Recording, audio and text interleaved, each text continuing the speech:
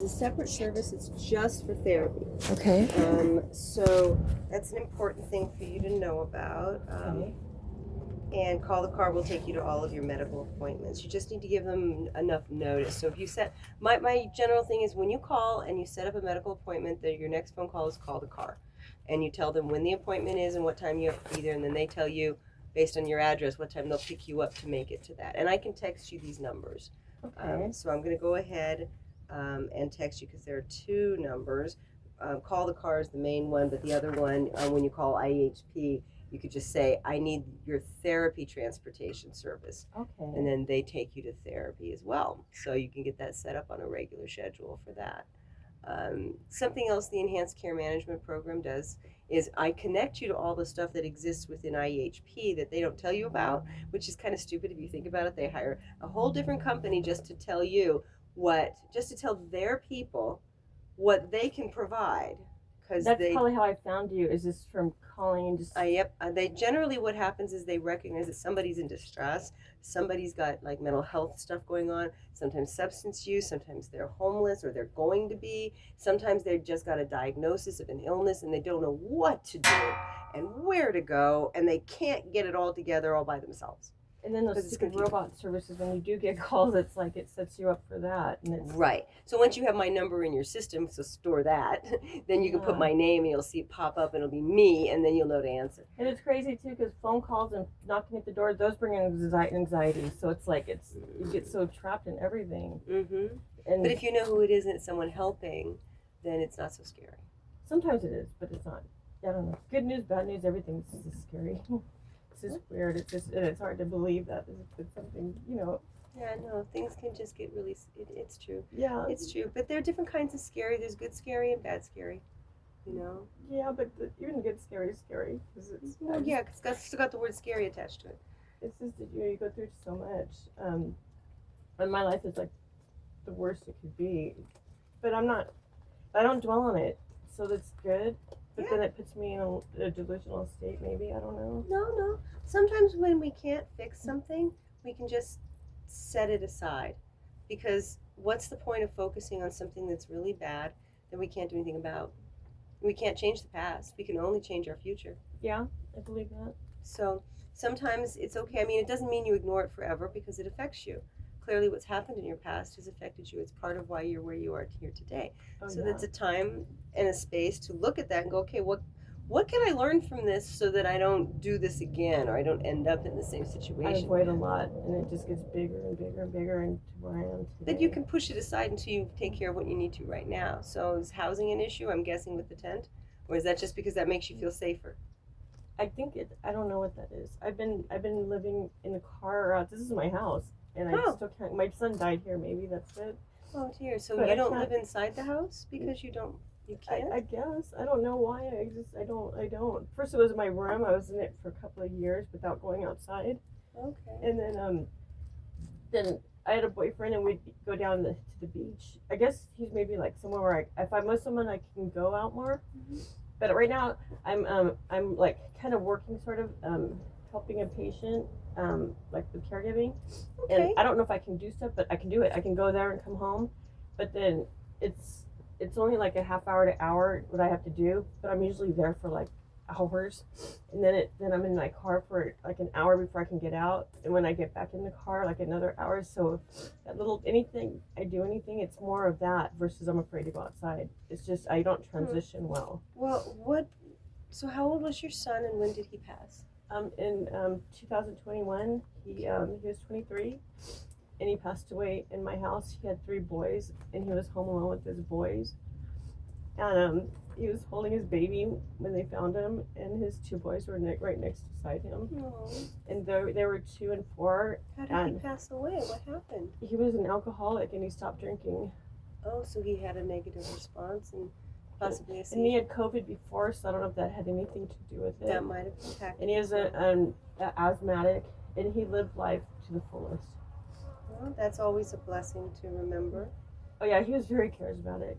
I mean, I have 5 kids, and he was just a very good friend to a lot of people, and so everyone felt like he was their best friend. He was just very special, and he and his girlfriend, She lived with me for 8 years. Yeah. Yeah, she was one of 12 Mm-hmm. children, and she grew up in foster care. So Okay. she was like a daughter to me. She was nicer to me than my daughters. You know what I mean? Yeah, sometimes that's how that works. Yeah. Like she listened to everything, and she needed a mom, and she filled that space where like to nurture. I'm like very, what do you call it? Where you could live on other people's lives, their emotions. I totally, Yeah, very empathetic. but too much. Where if I get heartbroken more than they do, and when they're recovered and happy, I'm still like trying to recover from it. So I've realized that I get in, but then I'm not.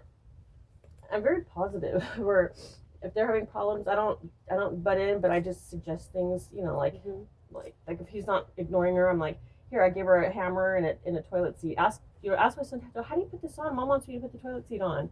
So just things like that, just to, help, because he laughs and thinks she's cute, and like, come on, babe, and he leaves his friends. I'd be mischievous that way, and I would do too much, like.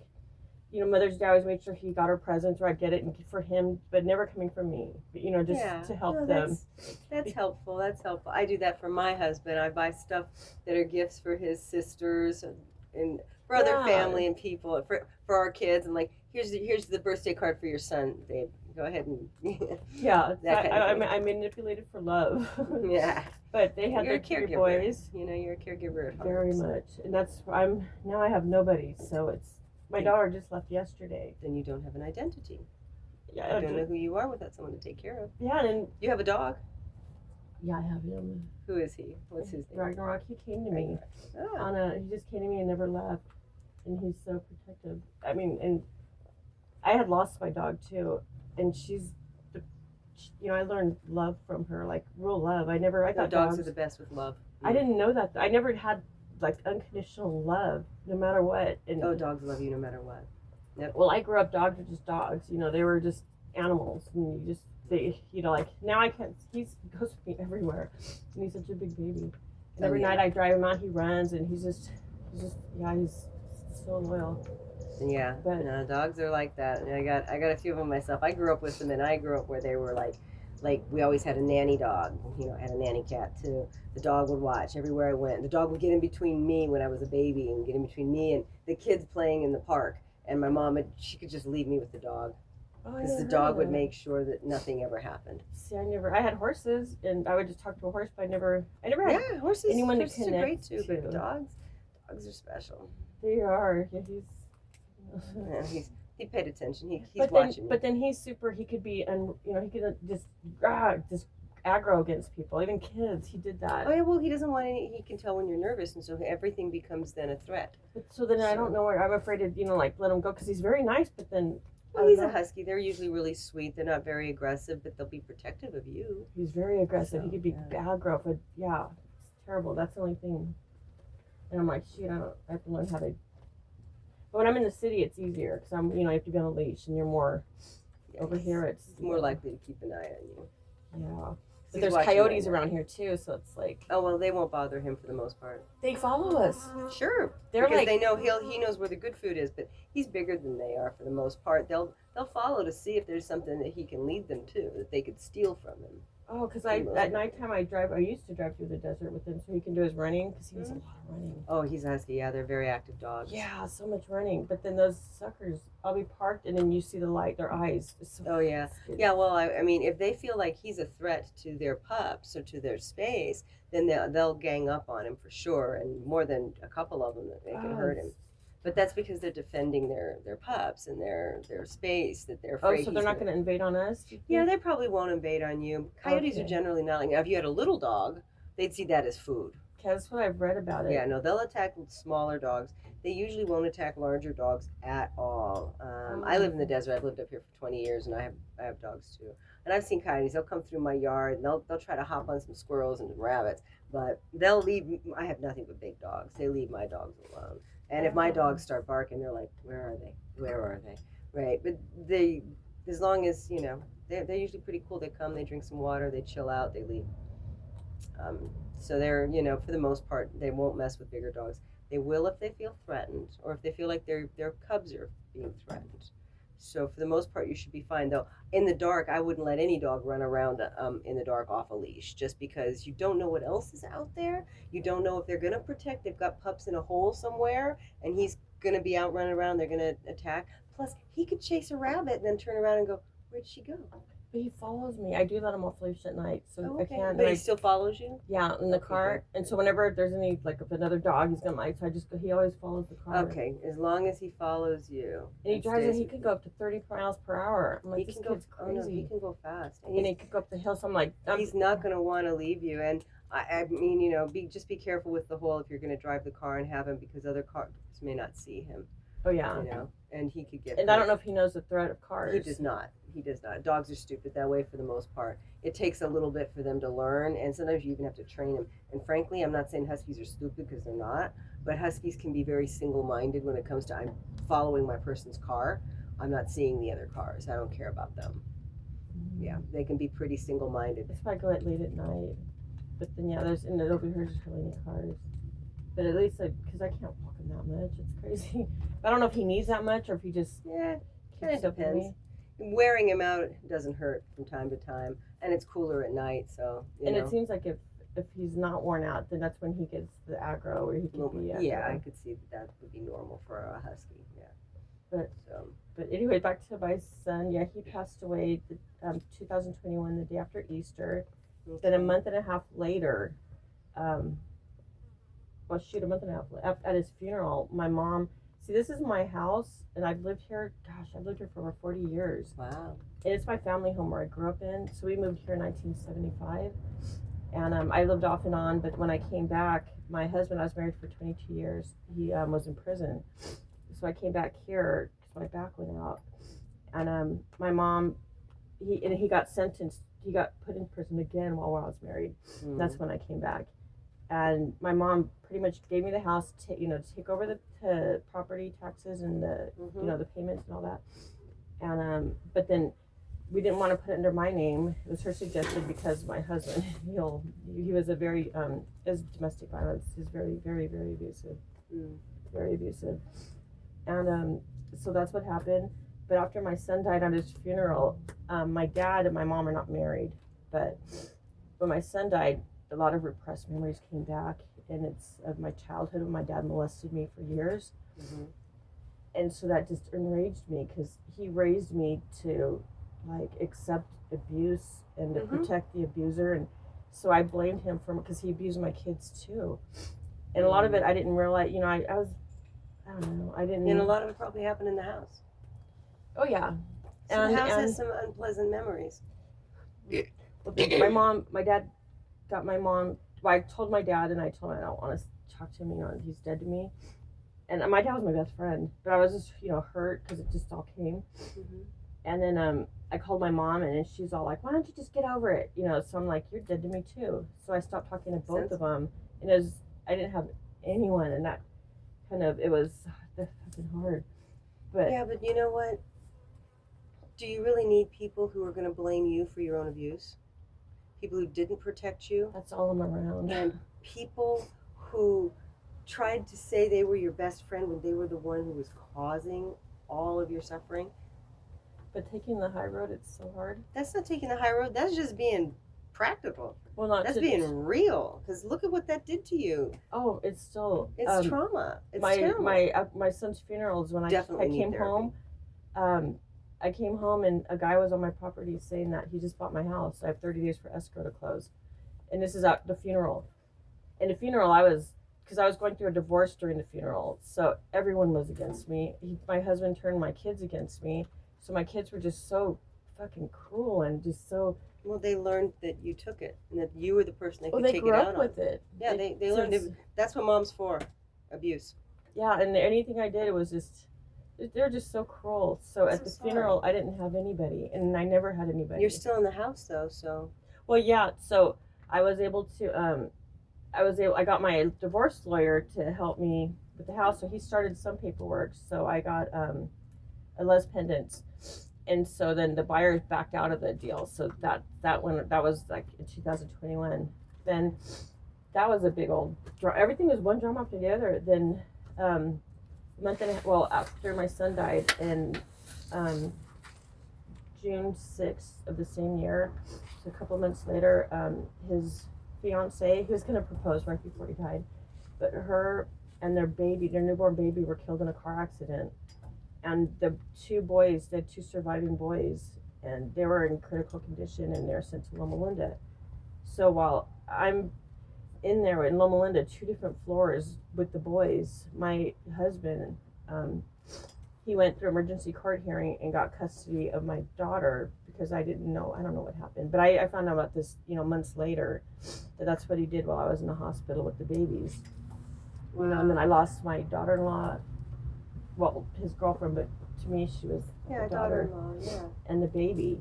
And the two boys, I raised those boys, in my house. I helped raise them. I was there for everything. I took her to all the appointments. They were my everything wonderful.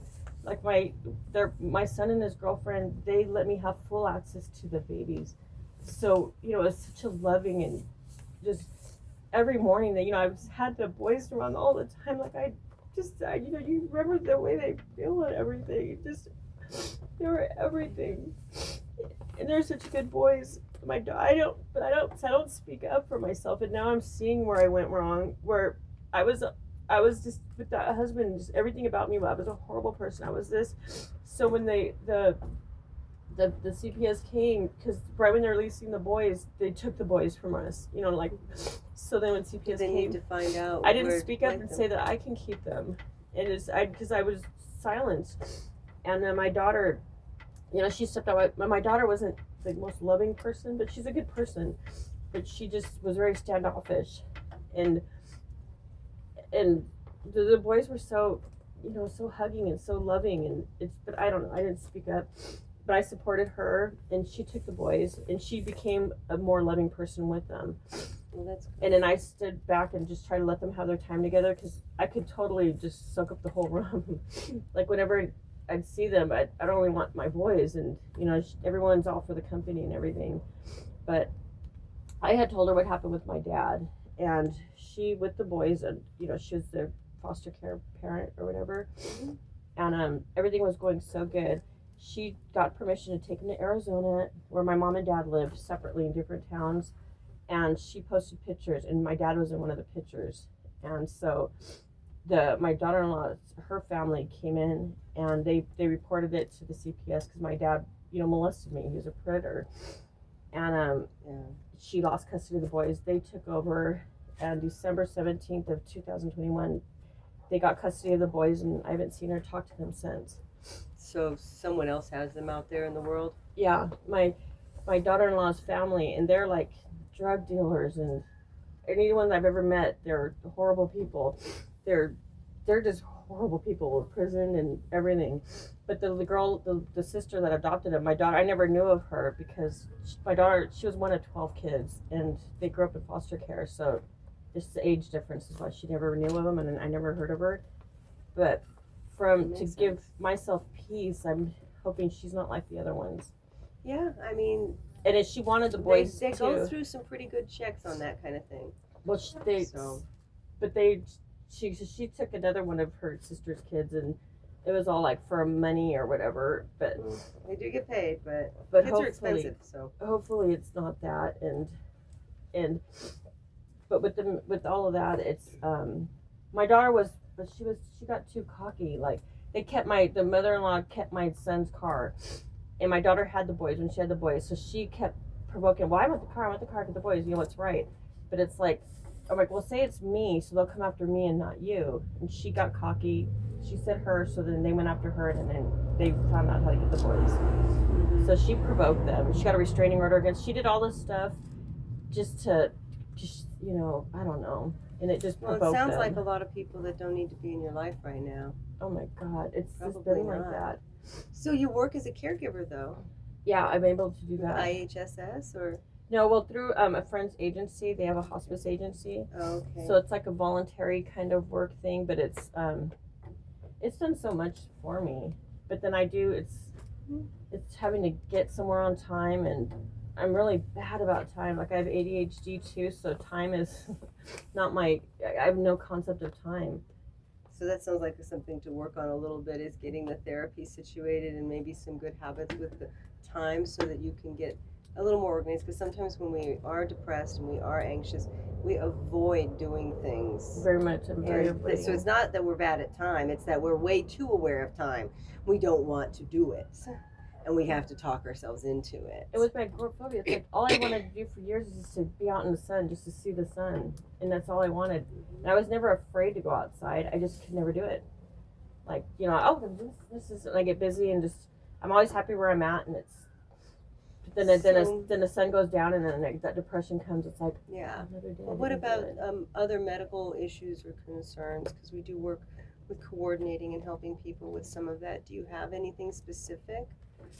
Or is it the mental health? I know I have a health. My blood pressure's high, and I've had thyroid problems. But what was your last blood pressure when you tested it last? Pretty high.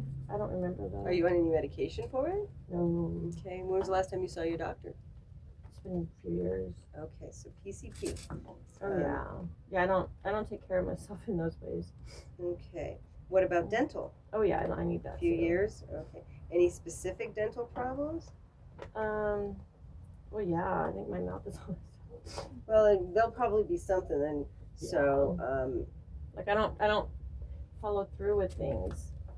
What about your height and weight? What do you mean? Well, we always ask height and weight so we get a BMI baseline for the hypertension and other things. Do you know how tall you are? Oh, I shrunk. I'm like probably 5'5" or 5'6". I used to be 5'7", so that's kind of funny. And your current weight? Just you can guess it. I'm not. I don't even know anymore. Maybe 130, 140. Okay. I know I feel like I've gained weight. Well, it happens to all of us, but yeah, we're just kind of, when you go, do you have any prescriptions that you're currently on? No. Okay. I do smoke marijuana. Okay. Do you drink any alcohol? Not really. Just minimally, maybe Not even, because I used like to. once a week, once a month? Probably once every 3 months. It just Okay. doesn't. It doesn't. If it did something, I'd probably be an alcoholic. Honestly. Well, I mean, I It can used imagine. to, but I don't get any. I don't even get a buzz. I don't get that. I don't get any change of It's- anything. And I But would you do love smoke that. marijuana every day? Yeah. Okay, daily. Mostly at night though, because it just. Well, you're using it for your anxiety, it sounds like. Yeah, like in the daytime, it's I do. It's a crutch. Like if I'm having to face something, I want to smoke before, and then What about cigarettes? oh no, Okay. I can Good. never inhale. I'm like Bill Clinton. I don't know how to inhale those. I can't inhale. I get that. It's just I don't know what the whole I don't. Where do you, if you were to go, well, if you're not, you'll figure out what pharmacy if you ever do get a prescription, because what I'm hearing is you probably need to get a little bit of a psychiatric evaluation, maybe get some things organized around therapy, maybe or maybe not have medication for that. Hypertension sounds like an issue. I did not bring my blood pressure cuff today. I left it in my other bag. But you know, we can guess that you're high, you're in your 140s over, Oh, yeah. 80s. Oh, yeah. So, then that's kind of where you're going to be, and that, the doctor will look into that. Marijuana sometimes brings it down for people, but with people with anxiety, there's a lot of push through, and you may end up with higher blood pressure because of marijuana. Marijuana can actually make anxiety worse over time, but It not. has a weird body effect over me too. Like it puts me into stretching. I'm like I'm supposed to be loose and relaxed, but it Yeah, puts me into hours of stretching. I'm like maybe it's just tension that's built up. Yep. The stretching. Yeah, 'Cause I that's don't what know. happens. So it's one of those funny things where a lot of people use it for anxiety and pain, but when it's used for pain, it does seem to have a effect that's positive, but when it's used for anxiety, it can have negative effects. On some people, it's just relaxing. And for some people, they end up addicted to it, but it just depends. It doesn't have a really high rate of addiction, but it's something to keep an eye on, and that's why I check, because if you do have medications, you will need to be honest with your doctor that you do use marijuana. Just like if you used alcohol, I would say let them know that. And the same thing I would say about using cigarettes, because some people with cigarettes, cigarettes always raises your blood pressure. It's really weird. It calms people down, but it raises their blood pressure. So a lot of doctors will be like, okay, we can put you on blood pressure medication for your hypertension. We'd like you to cut back on the cigarettes so that your heart and your hypertension can get better. Most people ignore them, but it doesn't mean that they won't say it, and it's good for them to know. So, you don't want to have bad interactions between the stuff we do on the side. They'll also ask you about any vitamins you take and things like that. So, I used to be all on vitamins, but then the vitamins, it's like, then you realize they're not regulated, so that you don't know if they're actually working. So it's like, well, yeah. shit. And some Even with vitamins the have food, negative you want effects to for eat some people. healthy food, but then shit, it's like everything's such a scam. It's hard to know what's what. I just want to know what, and I can eat one thing every day at the same time. It doesn't. I don't know. I'm very with food. I can just manipulate myself so easily. But then I want to know what's healthy. Yeah, well, that goes to some of the anxiety. That's the little OCD side of anxiety. So, like you mentioned with the agoraphobia and going out at night and running the dog a little bit, remember not to do 30 miles an hour for the pup too much. Oh yeah, I don't go far. I don't like keep them at it. Like no. No, I would probably keep it closer to like 15. Yeah, that's what I do. That's but, not a bad move. But they can run long distances and they can run very fast. Those breeds are really good at it. But at the same time, it's in the dark and you don't know what he's going to run across. And if he's going too fast, especially if he's on a leash, he's not on a leash. He's going to be chasing you, and then he could get behind and freak out. Dogs, those kind of dogs will chase cars. They're really good at chasing stuff. They're super chasers. But just to be careful with that so he doesn't get hurt. But so I'm just thinking about what you do. Do you do anything for fun or anything? Do you have any friends or I have no friends. Anything you go out in the community? I mean, I have one lady who says she didn't have any friends, but she's part of a pool crew, and they go out and they play pool in competitions. How neat! I've been trying forever because I realized I need. She doesn't drink anymore. She just likes to go play pool. That's what I think. So Well, I put on even Facebook, just like, just what do people do? Like if they're in crisis, I'm reaching out just like to make a friend in a way, or that. So I get a lot of people writing back, but it's like nothing ever sticks. Well, that is like, tough. And it's hard to meet people like just a friend. Well, I mean, sometimes it's just a community center thing. So like, there's the IHP Wellness Center over next to Vallarta's on Mariposa. They have, and you can go online and see what they've got going on, and they'll have flyers with the new stuff come next week, July 1st. And what'll happen is they have classes that teach you cooking stuff for diet things. Anything social, just recommend. And it's social, and they have chair yoga. They have regular yoga. They have all kinds of stuff. In Victorville, which it's on Mariposa Road. Yeah, it's called the IHP Wellness Center. It's right next to Planet Fitness and Vallarta's on Mariposa Road in Victorville. Okay. So it's something to do that way, just to get out and you'll meet people. You don't have to be like Miss Sociability. But it's so hard to find things like that. It's hard. Cheap. That's what it's that's what I think on Facebook was just something like that where someone can go to reach out for just support and a lot of my stuff. I have a lot of the legal issues just to where there's opening for support or guidance or this. Well, and there are things like that too that are out there, like maybe like you could join a domestic violence support group, and you'll be around a lot of women like yourself who've been through that. That's what I need is this. And I go to the groups will give you, but it's not really. They don't even. I go. That's the only thing I've been that I found, but it's. Well, it's not going to be everything for you. There are other things that might be better for you. Yeah, because they don't go into anything personal, and it's just like. And they don't always, and they don't like it to go deep. So it's just like, oh, there's no resources, there's no support, there's no community. I just need a community because the loneliness. It's fucking ugly. So and I figure if I just branch onto some, or even make one friend. Well, you'll see me at least once a month because the rules with ECM with this program is that. It's driven by your motivations and your goals and your needs. I connect you to what IEHP services are and encourage you to follow through. I connect you to community resources. That's what I need. That's everything and encourage you to follow through. Because I know that's something because I don't watch TV, I don't watch movies. Everything I do, it's all like. And I come out and see you once a month. We can skip every now and then if you're busy and the timing doesn't work because I'm out here in Apple Valley. I live in the high desert, but I don't come out to Apple Valley every day. And I'm not going to drive all the way to Barstow one day and Apple Valley another day. I mean, the same day because that's just too much driving. I'm lazy that way because that's a long drive, okay? So I set up a day I'll be out in Apple Valley like today, and that's why I thought, I'm going to be in her area. I'm going to swing by and see if she'll talk to me. Whoa. So that's just how life happens. When things are all in a crisis, work. it just... sometimes things work. So we'll see each other. We can talk more frequently on the phone. I would want to talk to you at least once on the phone, just at least to set this appointment. I text as well, and you can text me to tell me what works or doesn't work. But I do have to hear your voice on the phone once a month and come out and see you. What's Just, your name again? Shaun Catherine, SHAUN hyphen KATHERINE. What's a hyphen? The thing on top? It's just a Like the straight line. bats? No, it's just a straight line. Okay, got it. It's just a straight line. So let's talk a little bit about the mental health part. You mentioned the anxiety and that it's every day and it's really heightened and you worry about everything all the time, I'm guessing. Well, And it's a lot of different things or just one thing? Oh, it's everything. It's. Well, I did have my boyfriend. He's my friend. He's the only friend like I have where he's helped supported me, but he's not good for as a boyfriend. And I always feel like I don't.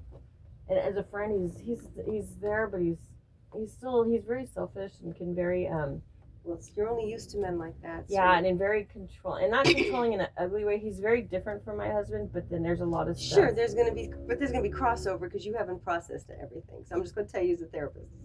Yeah, so then I'm like, okay, at least I've learned enough to know where this isn't healthy, and it's. Well, then you build But the right it's- boundaries because you don't have boundaries. Oh yeah, so then So now you need to learn how to do that. So that's part of therapy, is to build boundaries. well, right? but then at least he's At well, least he's he's all I there. had through after my son died, so I had nobody, and having all So- my friends in my marriage, because my husband he Well, spread so many rumors, like he would say that I raped him, and I'm like, they're so ridiculous. People are gonna, the more ridiculous, but it wasn't like that.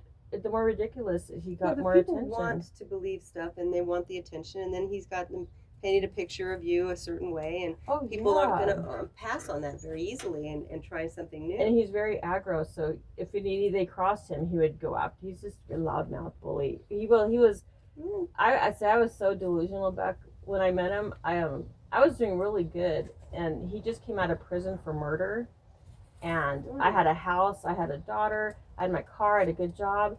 So I was so just so damn empathetic to where I always see the good in people and like, oh, poor him for murder. Empathetic is- Murder. He got out of prison for I'm just murder. saying, you can be empathetic, but you can also have no boundaries and no standards. Well, my So you parents have did no not way raise me. because your parents did not raise you to protect yourself. They raised you to be a victim. Yes. So inevitably, you're going to look and be attracted to that which you are familiar to. So you're going to find somebody who will victimize you because that's familiar.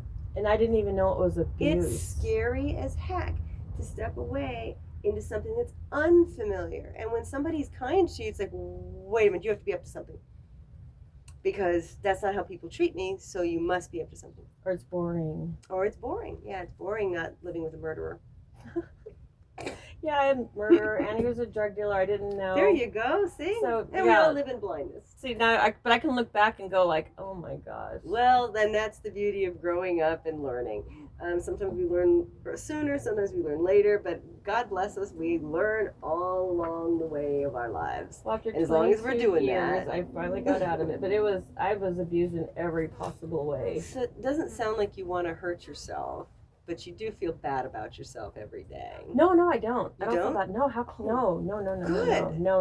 I'm my best friend. No, I don't. Awesome. Even if somebody tries to bring it down, it's like if they trade places with me, so how you have learned that. how exactly could anybody? And you go have through this? interests. Do you feel hopeless every day? Do you feel helpless? I don't feel hopeless. I just feel like I have no contacts. I have What I'm about in a your crisis. energy levels?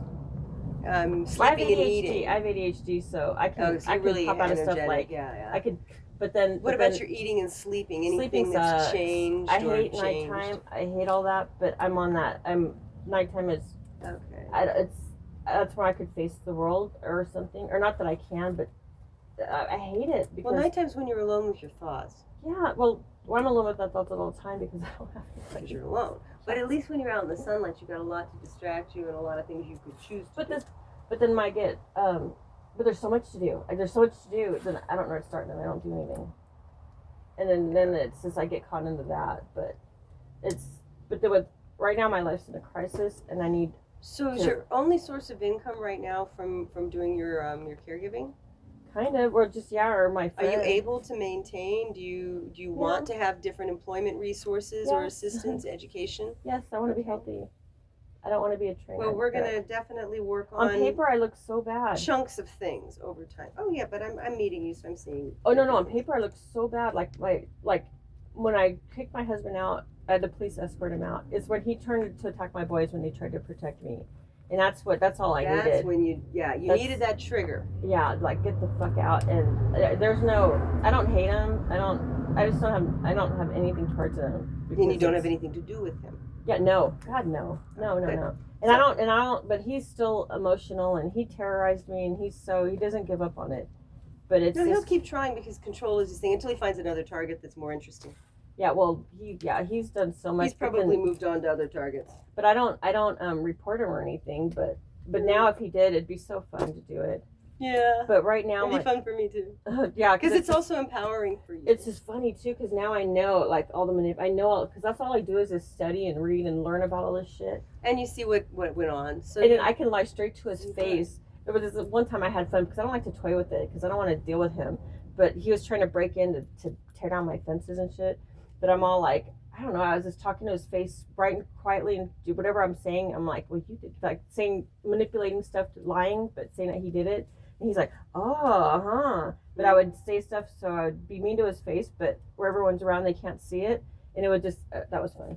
But that was that one every now time. and then it feels good to get a dig back. But now I don't even care to even do that. I could care less. Well, you definitely don't want to because then you're just playing right into engagement. Oh, yeah, that's what there's no engagement you want anymore. Yeah, no, I don't even care to have it.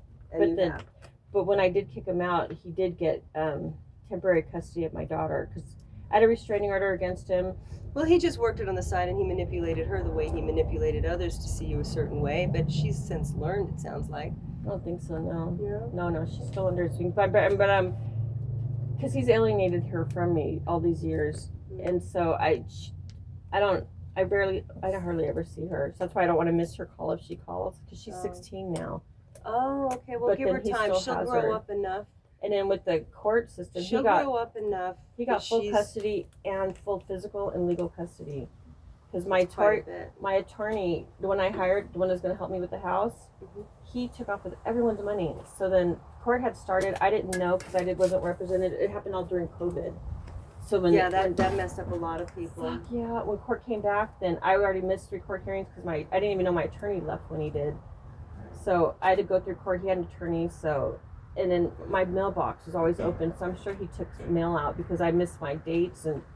Oh, probably. Then I just got that I was awarded that the divorce was over and he got everything he wanted. But that's just it with the fact that she's 16. She's going to grow up one day and she's going to want to ask some questions. She'll want to know you better.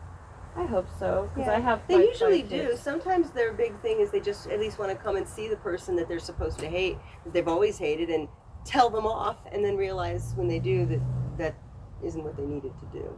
Even if it's that bad, as long as you're there, you have a chance. Like I'm a good mom, and it's sad that she doesn't have that. It's very sad. And my other kids, but she'll miss that, and she'll learn that she missed it. Yeah, but how sad is that? It is sad, but your life was sad too, and you came out of it okay. I'm not okay. You're okay, because you got rid of a lot of those things, and you've asked for help. I'm not okay. So. Well, right now my house has been sold because I got it to stop that one time, and then my dad, but he's using my mom now. My mom's. So I'm going to go back to taking my notes. So you do have to leave your home.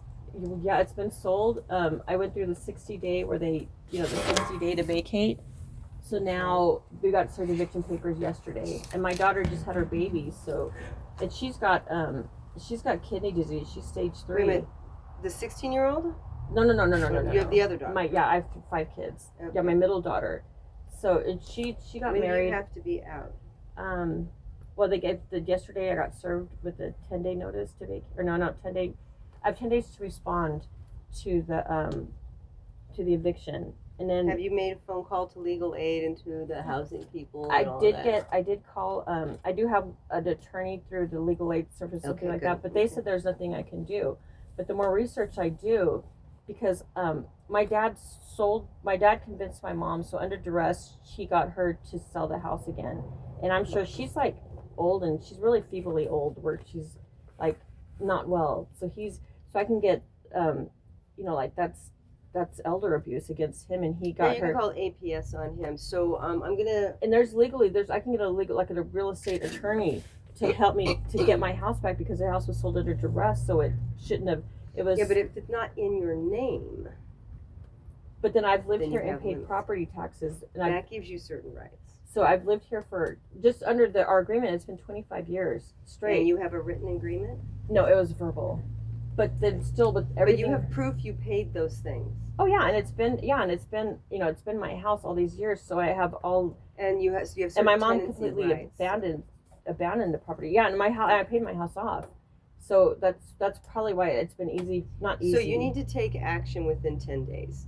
And Yes. that's right away. So that's something that you need to do. I can text you some contacts and Yes. connections of resources, but I can't give you an attorney. I can't recommend Oh no, stuff no, like yeah, that. no. I just need. On the other hand, I can also connect you to what's called housing navigation with IEHP. So you call IEHP, you ask for community support services, and then they send you to that, and then you go to ask for housing navigation. They help hook you up with a variety of different vouchers and Okay. resources.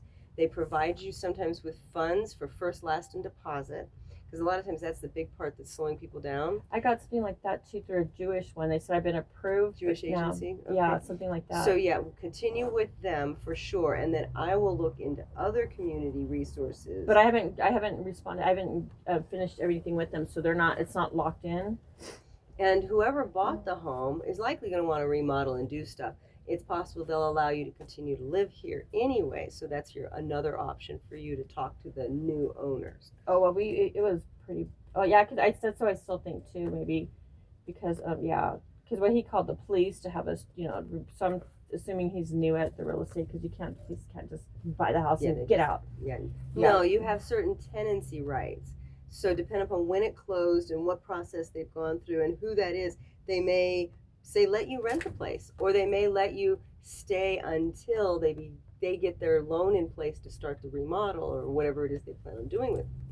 Because they're not going to tear it down to build an apartment complex. They're going to want to remodel it. They're going to want to fix it up. They're going to have to get all kinds of things and people in there. Because you guys have been living here for 40 plus years, this is going to be the kind of place that's going to be what we call a hard fixer-upper. Oh yeah, because it's been just me, and Yeah, so and it might even be what they call a tear-down fixer-upper. But given Yeah. the neighborhood, probably not going to want to do a full tear-down. It'll just be a full remodel. it Because you look at the other houses, it's like nobody's going to build the best house on the block in terms of like one of those big multi-story, Apple Valley gargantuas. They're probably going to want to though fix it up real nice. They probably got a good deal and they think they could flip it, or they want to super come deal. and live They it. bought it sight unseen, so they got it. They never came in the house, so Oh, and they wow. bought it with tenants in it, like people living in it. So I know they got a good deal. My dad just They tried got to a push us screaming out. good. I bet they got a screaming good Yes. deal, and they want to remodel it and fix it and flip it. They're not going to live in it. They're going to fix it and flip it. Yeah. So they may let you stay a little longer with an agreement, but you want to start with your legal action first. I need that 10-day so thing, okay? So whoever you're talking to now, and you said you were talking to lawyers, I'll try to get some of the landlord-tenant references so you can call and see what can be filed. Legal aid can help you with filing And stuff. and even with my agoraphobia, it's like it's a Well, hardship. And even yes, when my it is a daughter hurt hardship, her medical, But that's part of it too, is you haven't been seeing anyone. So you don't have a psychiatrist who can But I do attest to it. no, I have one. That's when he diagnosed me with it. How long ago have you seen that person? It was last year. Okay. So what they really want to see with stuff like this is somebody who has a disability claim, okay, which you do not have. No. Somebody who can say they could qualify for disability because they have this and they're seeing regularly a psychiatrist, therapist, which you are not. It can't just be your word for it. Oh, I got a diagnosis a few years ago. I have ADHD, I have this, I have that. That doesn't matter to them. They want to have proof from a person who has diagnosed you and is treating you. Because what they say, I could speak from the experience of court. Sure. Court says, oh, okay, well clearly it's not that bad. Tons of people have agoraphobia and they manage just fine. Tons of people have ADHD. Or they could even lie to their therapist. And people lie all the time. So I could they don't. understand They that. need to see that you're under the care and the treatment. So that's one of the things. If you're over a certain age, you know, like you were mentioning, it's elder abuse, but you're nowhere near that age. Oh no, not me, my mom. No, I know, but what I'm saying is that if you were a certain age, they can't just put you out in the street, right? They have to work with you a little bit more. Well, even with my daughter's condition, she has stage 3 kidney failure. Just the disability, I think. Yeah, the disability. They would have to treat her very differently for an eviction. But in this case, you know, she's not here. You are. Well, no, well, she left because of she's afraid of she thinks that the police can come anytime. And I'm like, we have to go to court first. But she thinks that. So she went and stayed they're staying at someone's house. You got a 10-day to respond, not 10-day to vacate.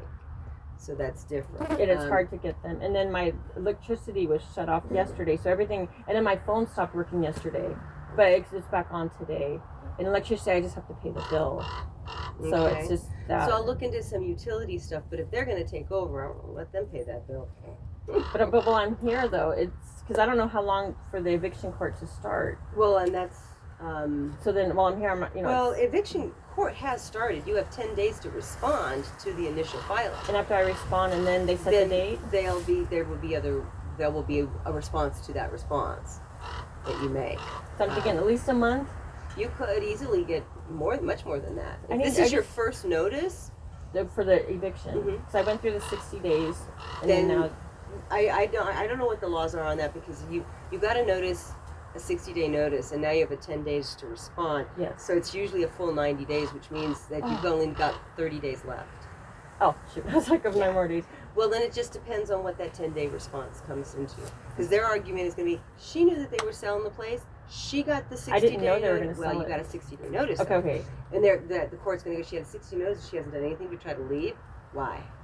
And then you were going to say in your 10 days why you shouldn't leave and what's going on, how you paid all the taxes and done all this, and the house was sold out from under you, that your mother is disabled and elderly, and your father, is abusive and just wants to sell it and get you out because he hates you, and he doesn't want to honor the fact that you have been paying everything for this house that you grew up in and that everybody knows and lives in. Yes, there's 5 generations that came through this house. And they probably won't stop the sale, but they may extend the eviction. They may also go and request mediation where you and the new owners get a chance to discuss. But the new owners, we don't know who they are. If they're a company, like a real estate company themselves, that likes to buy and flip, they're investors. They're not going to, they'll work with you for a little bit. But for a lot of them, they're just companies, and they're just going to come in and say, nah. Well, what if it goes through like a trial? Like if it goes through a trial, then at least That's kind of rare, but it could. like a jury trial too. But then what are you going to do? Well, because the how house will- was stolen under distress, so that alone should revoke the sale. No, because the legal owners of the property, you have some recourse, and it is possible that you'll be able to retain something, more time to get personal property out. They may have to pay you off. That's what happens a lot. Oh, she paid all the taxes. Then they may say, oh, well, she could sue her dad for the money she put in. They may say, the court may say, in mediations, like, just pay her off so that she can move into another place. And they pay you off. And they're like, okay, what'll it take? How much was the taxes you paid? Oh, over the last few years, it's about 10 grand. Okay, we'll give you 8. Get out so we can start what we're doing. And you have until the end of the month. And it's cash for keys. So end of the month means you've moved everything out. You found a place, and you hand the keys over, and they give you a check. That's what they do. Cash for keys. Was there a mortgage on the house or anything? No, like it's all paid off. Okay, that's what I figured, because that's how they got a good deal. One of the ways. Oh, it's so frustrating. It is. But at least now I'm more. It takes me a while to catch up, but I'm like, okay, I'm more realistic. So if I lose a house, before it was devastating. Yeah, but now you can ask for stuff from those people that are buying it. and have bought it, because they can't give you a 60-day and they can't give you this unless they actually have the title. So that this sale is done. There's no loss of sale. I mean, you could try filing to stop a sale, but after the sale's done, it's gone through escrow, everything has happened, you know, and there was nothing that provided you with a legal right to be notified of the sale. You could sue your dad for that kind of stuff. You could sue him for some of the money. You can sue him to recoup what you paid and how you've taken care of the house, because, and you will probably win something, but it takes a while and you got to hire an attorney. The best way to go is to do cash for keys, because, you know, hey, I've been living here forever. I've got certain rights. I have paid the taxes. Here's proof of my payment of taxes. I deserve more than a 60-day notice, which shocked me to tell me how I need to move when I didn't even know it, and I don't have the funds to just up and move. And I paid the last taxes on it. I've been doing that every year for years. I'm out all this money. If somebody had told me, if I had been given any decency before then, I thought, and I got bad legal advice that said I should fight it, and so that's part of your 10-day. But that's something an attorney's got to put together for you. A notice has to put together to request a hearing to stay this, and that's what you're really going to do in that 10-day. Okay, you're going to request a hearing for a stay. You're going to request a stay for a hearing, and then you'll go to like landlord-tenant court, and you make your case, and hopefully they'll pay you off to go. Yeah, because it's something personal, so it's not like No, I mean, nobody wants to lose their family home, not less the home your son died in and that you've raised children in. My brother your died here. My two daughters got married here. I mean, this is just everything. Yeah, exactly. So it's another place to talk about in therapy. And that might grant you a little bit, and it's like, look, I have this agoraphobia. I've lived here my whole life. I didn't know my dad. I have the agoraphobia because my dad abused me, and he hates me because I won't let him get away with what he did to me by being silent anymore. And I didn't even know I've been paying for everything here as an agreement to help my mom out, because she was elderly and she's not going to leave my dad, and I felt sorry for her and I want to help her out. They're not even together. And they're, yeah, and you since can 1982. And you could say, and she's a part owner. He left her with 5 kids, and he took out a loan on the house for $20,000 when he left her. Yeah, and you'd be like, I didn't really know that he still had. I don't want to say lie, but fudge. I didn't even know he still had that much ownership of the house that he could sell. Nothing. Just it's all under her name. And so yeah, and so he's manipulated her, but he must have something in her. No, nothing. No, he left in 82. Nothing. Yeah, but that doesn't mean his name wasn't still on the house. Oh no, my mom. We're Indian, and my mom's in the reservation now, and she got a just through when United 72. Just through, the government gave her like a grant or something to get that. It's only her name, not his. Okay, that's good. So yeah, it's only her. It's always been, she's the sole owner. Ooh, so you're Native American. Yes. Huh. That might be something that works for you, because your dad isn't. No. So your mom's Native American. Yeah, I was going to say Segovia is not a Native American name. No, even my mom. It's the Native. The way the boarding schools, they changed the kids' names, so there's nothing. But there's stuff with anyways, the name Segovia goes different. You don't usually see that even coming out of boarding schools very often. But no, yeah, I don't know. Segovia is married. I don't have the money to change my name. I'd love more than anything to have my name changed. Not because not for my the ex-husband's sake. Just it's not me. I don't want. Well, and that's part of it too. Is that your mother was given a Native American land grant. Yes. To purchase and reside in this home, which she did. It is her sole property. She would have had to have sold it all. And then the question, and what was his right to make her do that when they weren't married? How did this occur? You want to ask the court about how a Native American woman lost the legal right to her own home that she gave to her daughter through, we could say, the tribal word, okay, without ever having any notice or any, tribal involvement. So that's because there are protections under the treaties with First Nations and with First Nation rights and land rights and grant rights. Now, this is not on tribal territory, but it was purchased with money from tribal territory under a tribal grant that was gifted to tribal members to go out into their prior land holdings, like Apple Valley, which was a huge Native American area. That's why we have all the Native American names around here, to at least honor them that way. And so, there's like a question here about that. And you could say my mother has dementia and is very frail and infirm, and someone has manipulated her, and I've been informed that it's her ex-husband. Oh yeah, his name's all over the paperwork, and he's And he should have no legal right no, he doesn't.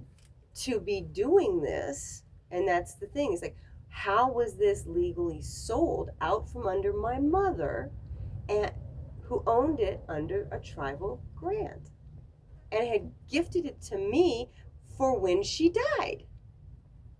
It was to become fully mine as long as I continued to, maintain the property taxes and pay the utility bills, all of which I've done. And here are my proof.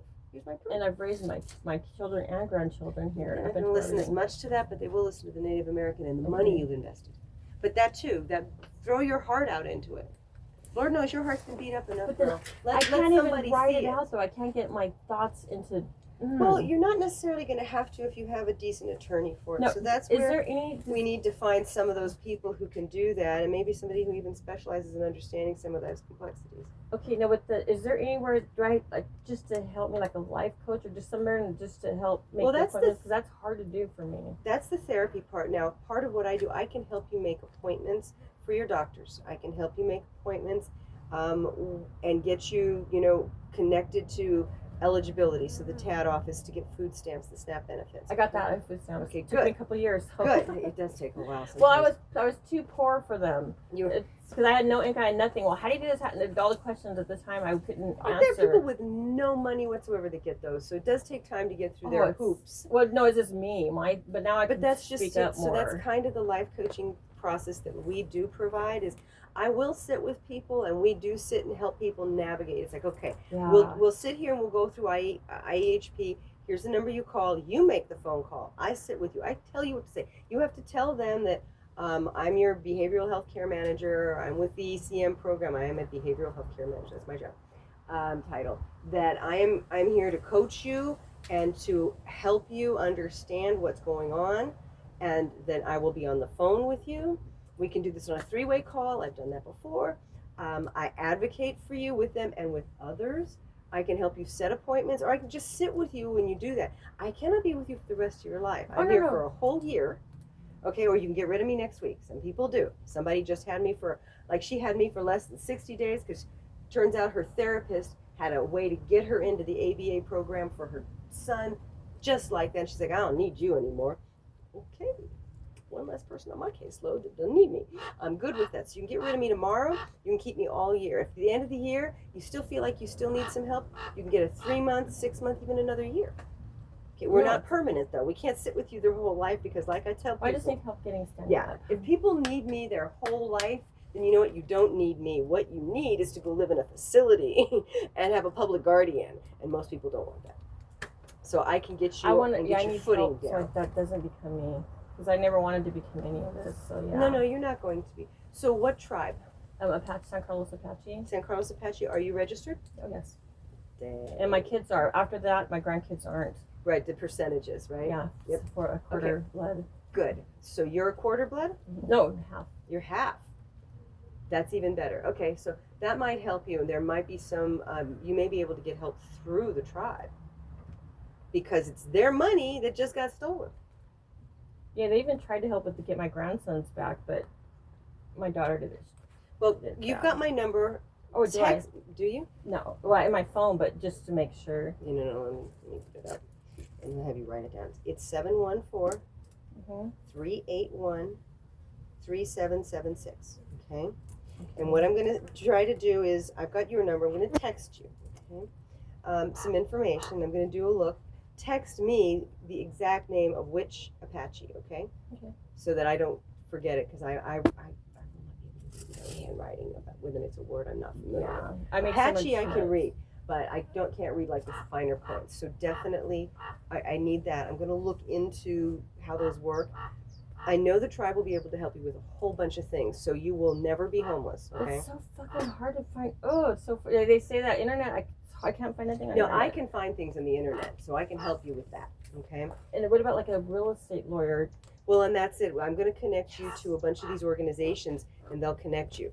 All right. You've already called legal aid, and they're not very helpful, but they're not landlord-tenant law. So I'm going to text you some landlord-tenant connections. You'll need to get on it right away, though. Okay. 'Cause No, that's what I your need. 10 days started today because you received the paperwork yesterday, right? Okay, yes. Okay. Wait, so your wait, 10 no, days no, no, started no. today. No, it didn't. It showed not yesterday. The day before yesterday. Okay, so it So it took started my daughter a yesterday. day to move. Yeah, they packed up and she's very, she's young, so she's She's a new young, mom. she's good.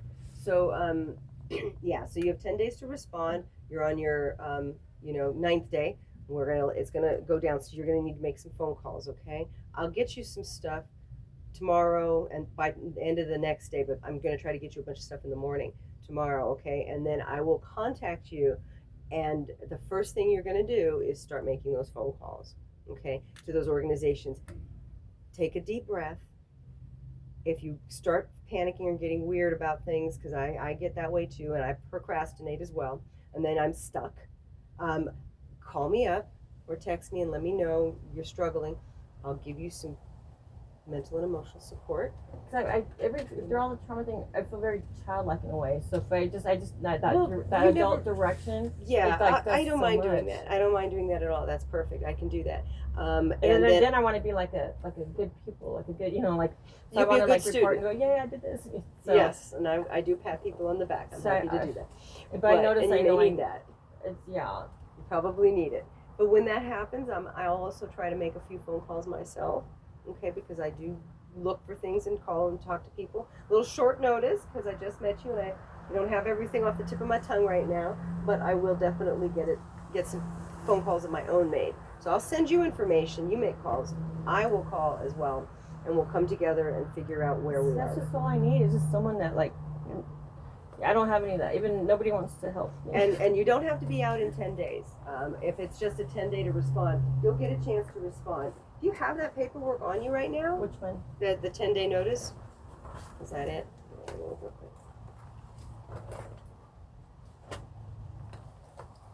Oh shit.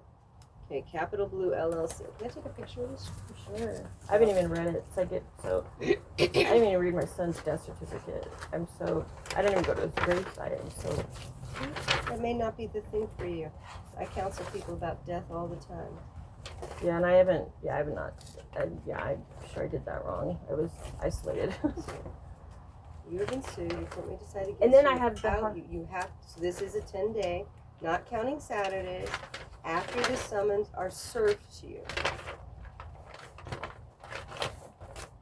Okay. So you have to go to Barstow for this. I didn't even read it. Yeah. A letter or phone call and not your written response must be in proper legal form if you want the court. So you find the court forms, self-help. Okay.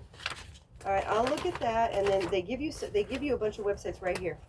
Okay, for the self-help? Yep, you can find the court forms at this one right here. It says you may want to call an attorney. If you don't know, you can call the referral service.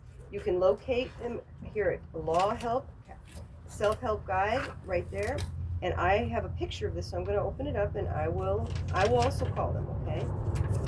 So. God, it just, and it takes me a while to process. When I first started with all this, my communication skills were horrible, and I was guilty on everything. So it's just like, because I'm so desperate and so emotional. Don't worry. So I'm like, and so much is going on to where it's just, you want to, I forget something to say, so I don't know. And I don't want to come out like an emotional basket case. So I'm always trying to keep my emotions be chill. I don't want to lose my house.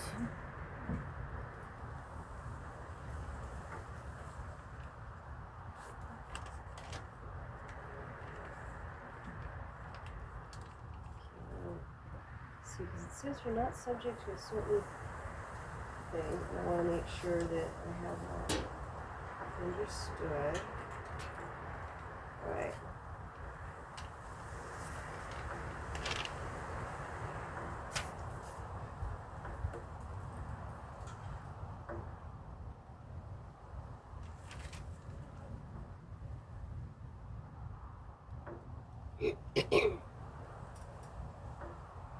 I know even too with my research, like domestic violence, like there's something with that too.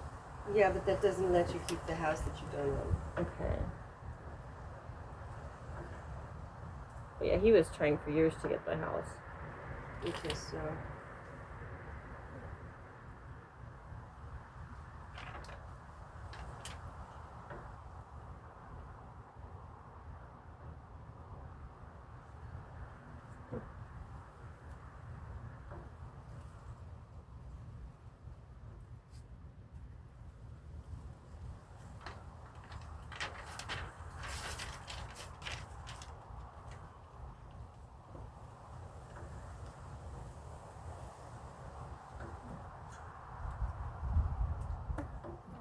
What the forfeiture of agreement is. What? It says it's a forfeiture agreement. What's that mean? Because they're saying that you had a verbal agreement to pay nothing, and you violated that, and I was like, that doesn't make sense. Past due rent of 0, forfeiture of agreement, in some words, getting you out. Damages the rate stated 9/13 from 6/15. Each day the defendant earned. Okay, so they're threatening to bill you for complete. And my daughter-in-law said, or my daughter said it said something where we could stay $64 a day after it. I'm like, well, dang, I should say that. I'll pay them a week. $66 a day. I'm like, I should offer to And pay them a it's week. not saying you can stay for $66 a day. Oh. It's not saying that. No, what it's saying is that they may charge you $66 a day for every day you stay after the date they wanted you to move out. Oh, okay. I'm like, well, I should send them a check for that. And then You don't know anything it'll right catch- now, but if you don't get out, then they're going to start charging you, and you're going to have to get out. Okay. Supplemental allegation of unlawful detainers residential. So it's the second page here. This will give me some information Oh, okay. so that I can understand. Well, just the fact that you understand any of it, it's Well, I'm not an attorney, but I've done enough of this that I understand a little bit. I can't even get myself to read it, but I am. But it's Capital Blue LLC. This is not. This is the 60-day notice to quit.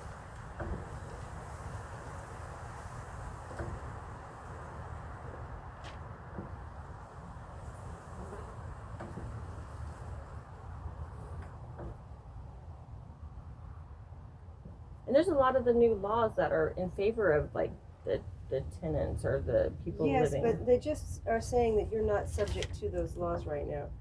Yeah, the Tenant Act, the 19 or Yeah, the 2019 TPA. They've got in there on the other paperwork that you basically it's subject to it, which is why you got the 60 days.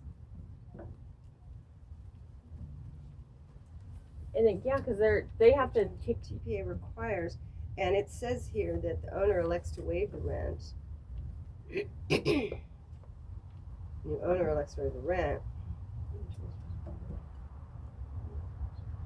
Yeah, this, I don't know, but it actually says Regis Berardo is the owner. Is that your dad? Oh no, my dad, he's a moocher. He lives off people. He doesn't own anything. And my dad's a pedophile, like on Megan's Law, pedophile. Or but I love my dad. He's Well, that's, like yeah, my best pedophiles friend. can still own property. No, but it just adds to but he definitely Everybody will feel very sorry for you in court, but they won't let you stay unless you have a specific 30-day notice to quit, 60-day notice to quit. Nobody initialed this one. But at least it wouldn't it just I don't know humanize my situation. Yeah, I mean, like I said, they're going to feel sorry for you, so you may get a few, but they're not going to give you back the property. I mean, I just don't see that. What I am concerned about, though, is that, it imposes rent increase limits on property owners and requires the owners to have a just cause reason for terminating tenancy and evicting, and it requires property owners to provide relocation assistance or a rent waiver equal to 1 month of the tenant's rent. But I have no rent. Right, so that's,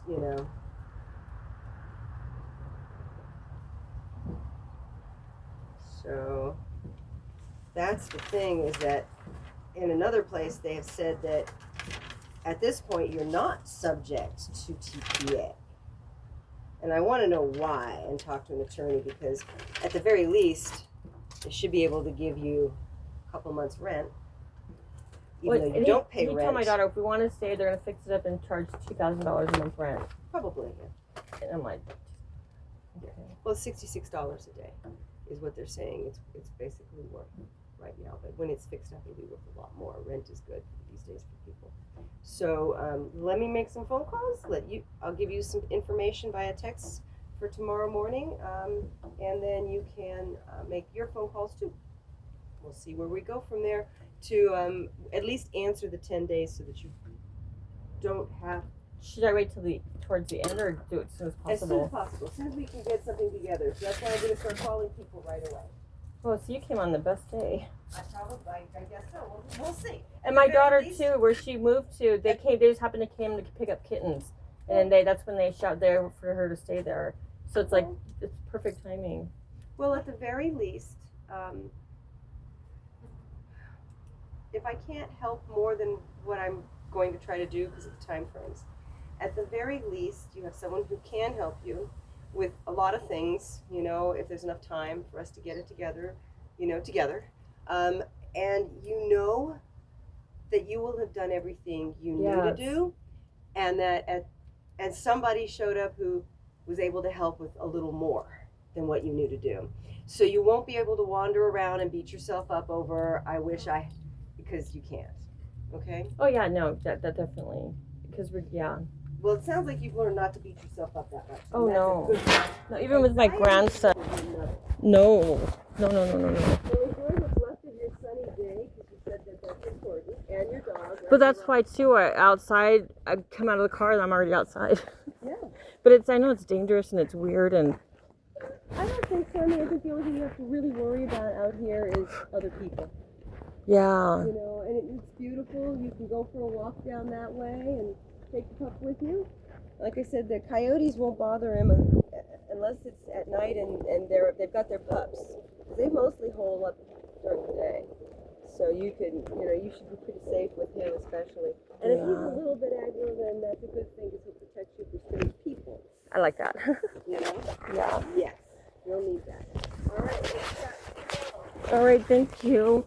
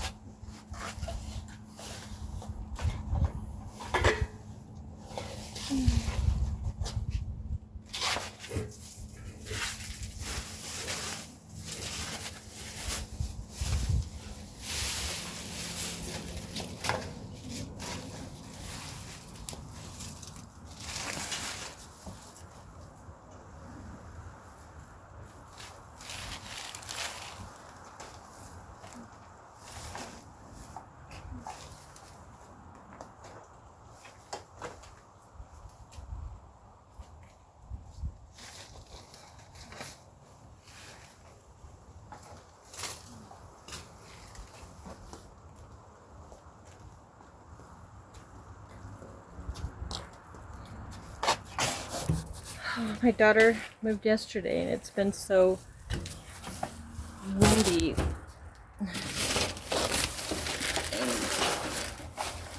All this trash flew around and then crows dig through trash.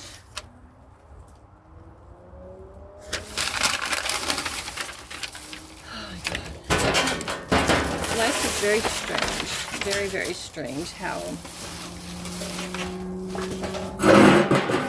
when things are at their worst, you just get through, just make it through that really initial,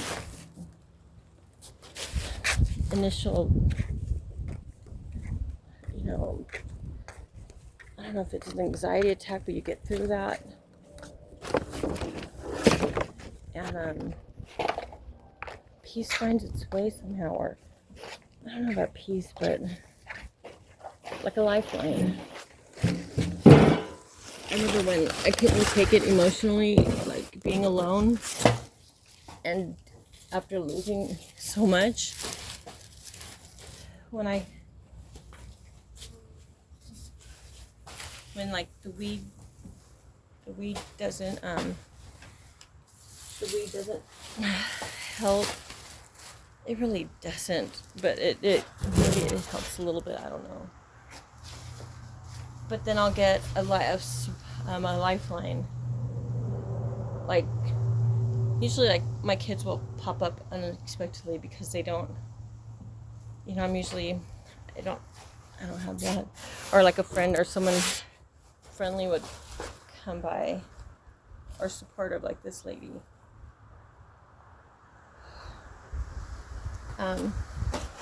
I would just think it's my son looking out for me. Even my dog, the way he found me, it was just a perfect meeting. He was homeless and he found me. And we found each other, I guess. Because I was mourning my dog, losing my Chloe. My dog died and I wanted another Chloe. Another dog that was just like her. Because I can't bring my son back,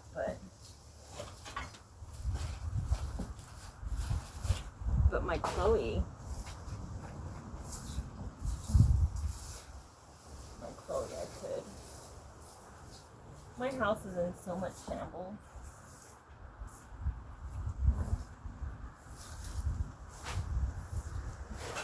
There's a leak, and it's been there for years. I don't do any repairs at all. I have not had an income for years.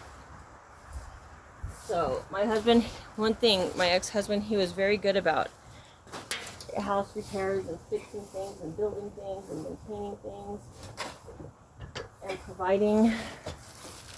So, but then he wasn't like that, like the last part of the marriage. He wasn't working for like a few years, or maybe like at least 3 years. So everything went to shit. He had his unemployment, and when he decided to go, like the financial abuse, so he took over. So I had no money at all. And he would blow his money. He was still doing his drugs and stuff. But I definitely want to be taken seriously, so I'm trying to, I need to clean up my ass, my life. Who's going to help someone who can't help himself?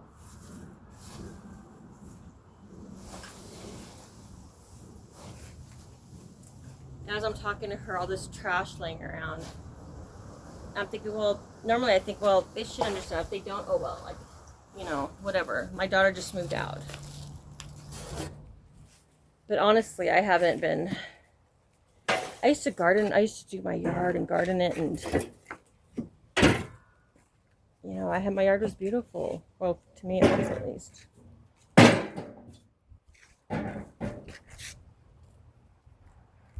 Then you just you get used to the mess, and I was oblivious to the mess.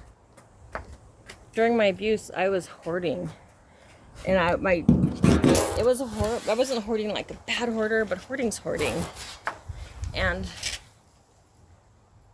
from a hoarder mentality, it's a mental illness. It's like kind of done through trauma. And I'm not saying that for an excuse, but it's for an understanding. if you know anyone who's hoarding, God, they're going something. It's some type of protection mechanism. It's like addictions.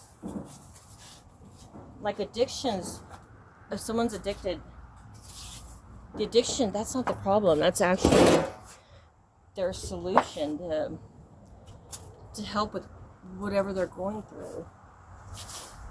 You know, they're prone to addiction because their life is unmanageable. That imaginable, that thing that they're going through.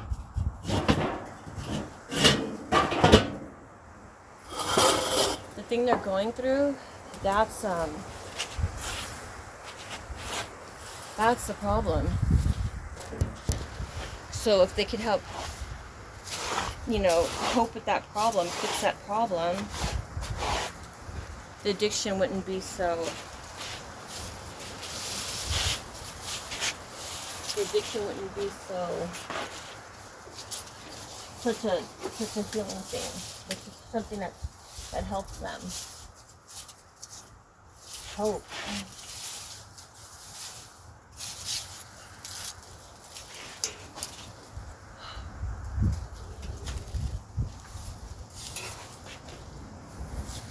But the research I've done, I have she knows what she's talking about, but I know there's a way that I could, that I have a chance to keep my house. And if I don't, then at least I tried, you know. At least I tried. Okay. And this gives me the kick in the butt. I would have been probably still going through and, you know, deleting my files down on my phone. Thank God I didn't have my phone yesterday.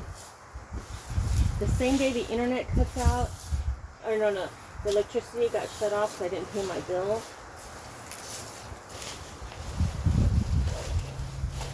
I don't have a bank account. I need to get a bank account, like, so I could pay my bill and stuff like that. But I didn't pay my bill because I had a big bill tackled on top of it from when I was married. Oh my God. But that bill went into collections, so last time I spoke with Edison, when my electricity was shut off, it was under my daughter's name, and I don't know why it got shut off that time. They went into this. My daughter got rented solar panels,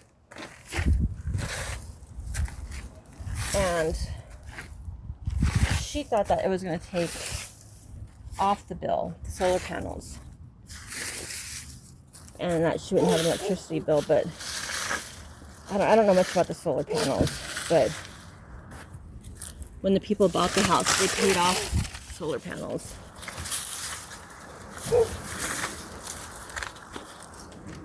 And it was like $100,000. So the guy who bought this, they invested a lot, but they got the house pretty damn cheap. My dad was not. My dad he just took his opportunity.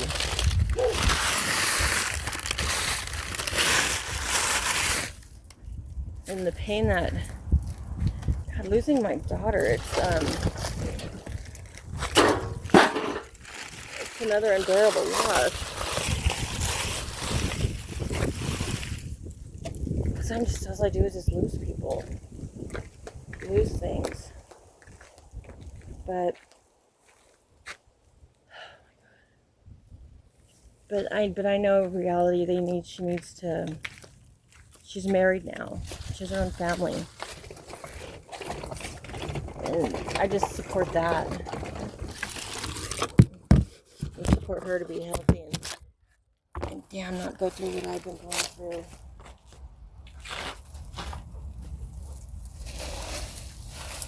Damn, I've had to learn everything the hard way. Oh God, answer on me. Shit.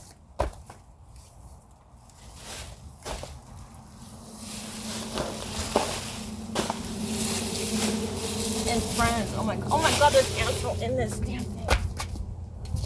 Oh. No.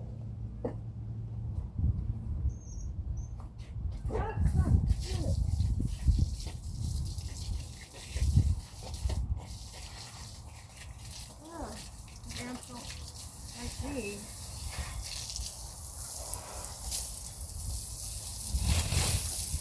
Ants in the leaves. Oh God.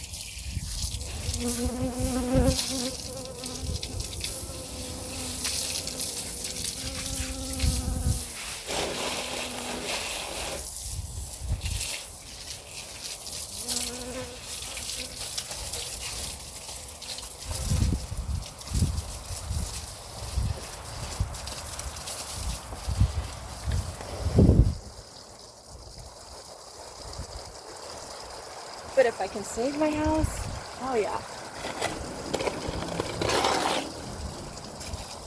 If I can't save my house, you know what? If I can't save my house, that brings on, that gives me, it'll bring on peace in a sense, to where I know, okay, I can just focus on moving out, finding a new place to live. You know, getting help for my mental illnesses. Just direction and just so I can have a good, positive life and meet good, positive people.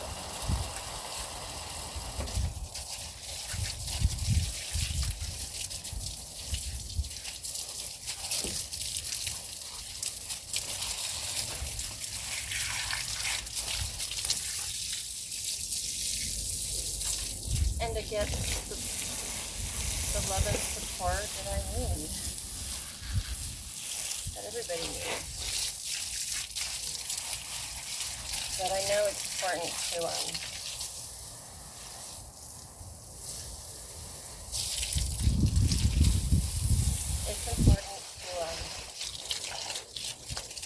be somebody that someone wants to be, that needs to believe in me. I need to believe in myself and clean up my act.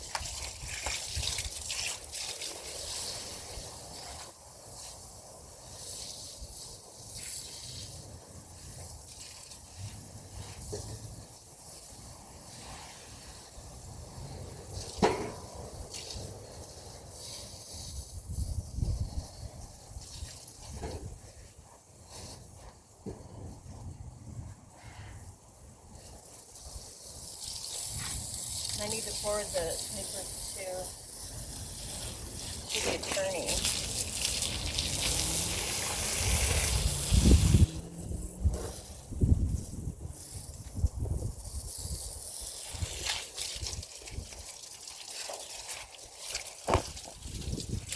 I don't even know how I don't even know what service this was that I signed up for. But I remember I heard of something.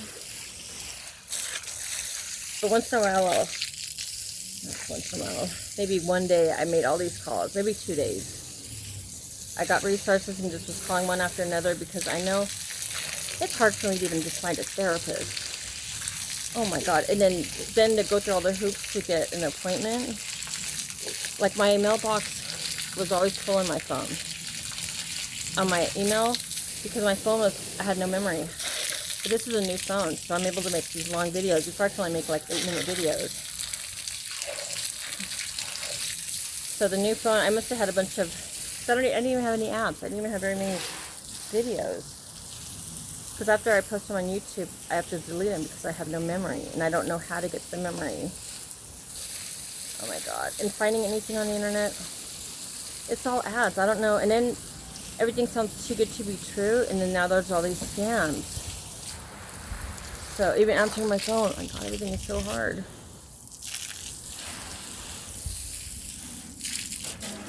But I got, what surprised the hell out of me was when I got an attorney to represent me. But I gotta contact them today. I know my daughter called me last night, my 16-year-old, the one who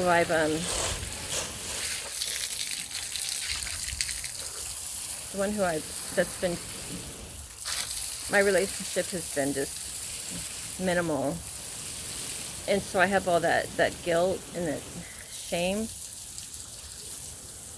But after so much of trying and her not wanting, and I didn't force the visits, because if I did, then things would just get shittier with her dad. Her dad would come at me worse.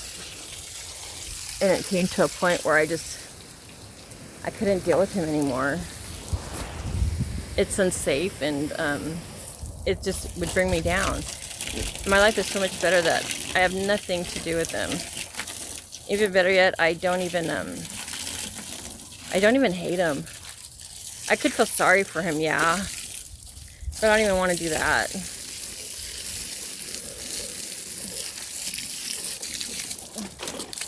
But I don't wish bad on him either.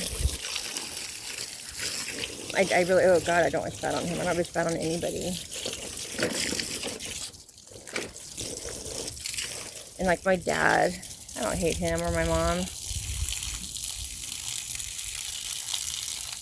You know, I don't know. They're just not me. They don't do things how I would do them. Even their love is not like my love. I'm sure I know my mom loves me, right? She's just a cold, bitter person because she was raised horribly. If you don't know anything about the Indian boarding schools, God, that's a tragic horror story. They should make a movie about that, honestly. To bring awareness to what the Indians are going through and why they are the way they are. My mom didn't show me love because she doesn't know what love is. She was institutionalized as a kid, taken from her. She doesn't have a sense of family, because she was taken from her family. She didn't know her family. And I'm just a product of that. And I'm sure my dad was molested. That's why he became this pedophiler. God, when has the trash throwing everywhere. And this place is messy, and it's disheveled, and it's a lot to get through.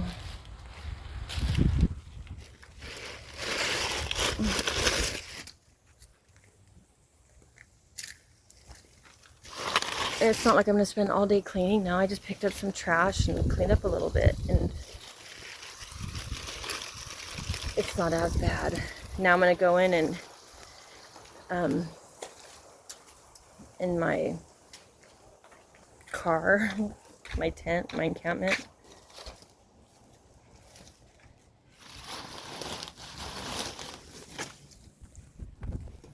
And you know what? She didn't even take my situation like it was grim, which is hella surprising. Hella surprising. Because, and I wonder if I got everything out. Because I wanted to make sure to get everything out, because, the Indian thing I brought up at the end. Because that helped me, because then she started taking me more serious. She wrote stuff down, and I caught her interest. And that one, I don't even know if I even discussed that with my attorney.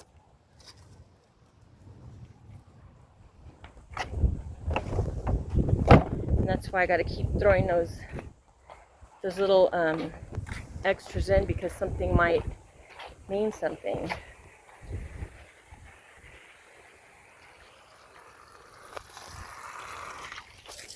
Oh my God, my aloe veras. These were so plump and beautiful. And now they're not supposed to be like this. They're all overgrown, and so these ones are skinny, you could tell. But aloe vera, they bounce back. Have aloe vera plants. I wish I could sell my aloe vera plants. I have over an abundance. But once you start watering them, they fatten up like juicy. And if I were saying, it wouldn't take that long to get these going. And I could sell my aloe vera plants, but I don't know what to put them in. I should be doing that. I should be making money. Selling, instead of losing everything, selling it. Getting rid of everything, because everything is too cluttered. And, yeah. I should. And just be honest, you know, selling, losing my house. And the fact that I can bring these aloe veras back up to life, I just gotta be able to package them. But that on top of, well, because that's not my priority, obviously. It would be to, once I get the lawyers working on the case, then I have something, you know, progressively working on the case. Or just help and direction. Because I can't fill out paperwork. I mean, you know, you can fill out paperwork, but there's so much stuff. There's a reason why lawyers get paid so much. It's not for what they do, it's for what they know. They know the right paperwork. They know the right terminology, the right wording. I don't. If you fill out a form wrong, you could get rejected. Or you can lose so much just by what you don't know. So I do need physical work, you know, to get packing and sorting, cleaning out the place so it doesn't look so disgusting. So at least if someone comes over, I don't look so bad.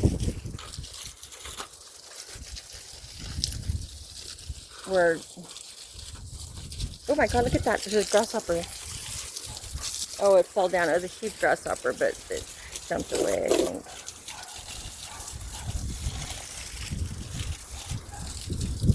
And it sucks that I work, but I do take too long. You know, I put way too much in. I don't know how, I haven't been able to pull myself from not doing that. So I don't get paid extra, but so I got to be able to go in and go out and get back to work. It'll give me that break. Now Arthur's coming over today. Thank God. Because I'm still in shock. Losing people, things, and deception are all my triggers. And toxic people, and that's all I know, and that's all I've subjected myself to. And my kids, I don't have nothing, you know, there's no blame and there's no, you know, it's all on me. It's true. People treat you how you allow them to. And if I am getting abused, it's because it was like a choice. Like, I could have left. I didn't. But not harping on me. You know, I didn't know it was abuse. I didn't know. I didn't know what to do, even if it was abuse, or how to get away from him. He was brutally sadistic. And if anyone, people who judge me or talk about me or think weird about me, you know, it's not even a shame on them. They don't know what they don't know. And if they had to go through what I went through, I wonder if they could be as strong. And I'm not saying I'm a strong person, but I'm a strong person.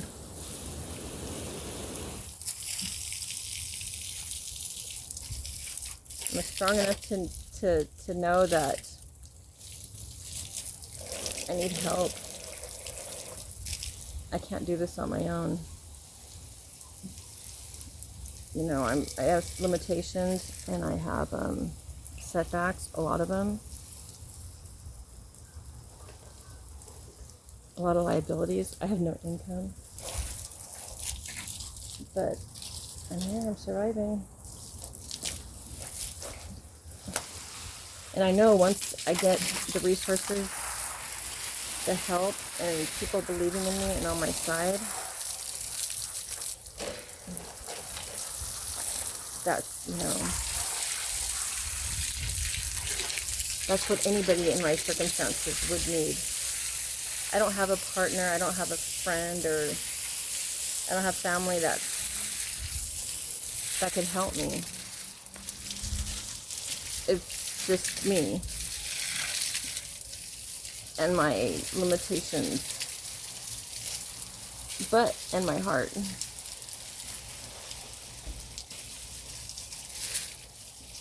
And I happen to like my heart. I fuck up, but I'm aware, hopefully, of it. And I fuck up a lot. But not because I'm a bad person. Because maybe I just... everyone fucks up. So if I fuck up, so what? And learn from it. Learn from it. I used to hate on myself because I had people in my ears. And I still do have those people in my ears, but it's hard when you're treated like nothing and told you're wrong. How can you not feel like nothing and think that what you're doing is wrong? Like, I get a lot with Arthur. And so I had to distance myself from him, and I no longer have any expectations. I don't have any assumptions. Maybe, there's some, but I allow him to make just let it take its course, and let him make his decisions, and not get mad at him for making the wrong decision. Because it's not going to change him. And I accept him for how he is and who he is. And nothing personal. I just know that he is not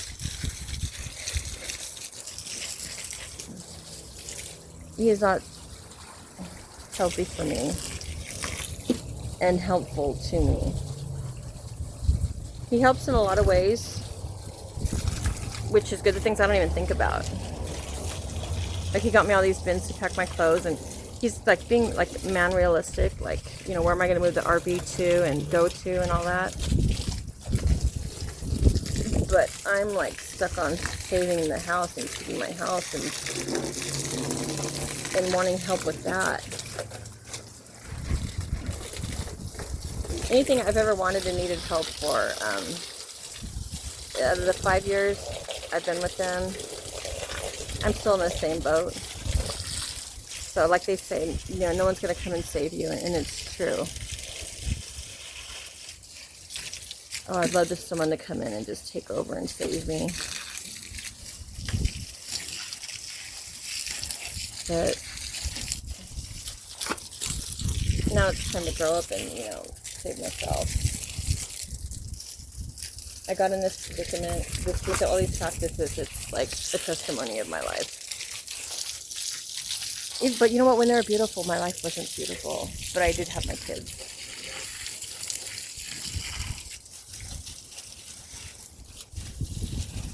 And has my life ever been beautiful? I don't know. I had moments. I'm sure most people are like me. You have moments. In my marriage, not really. Because anything good was always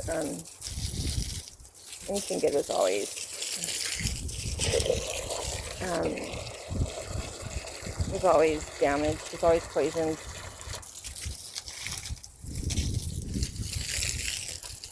And that ex-husband, jeez. To live with that much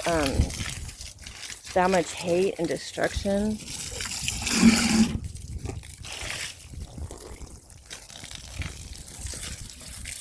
You know, I'm blessed that I don't have that.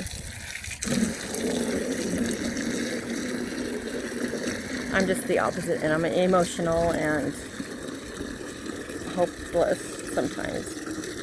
I get myself hopeless because I'm not proactive.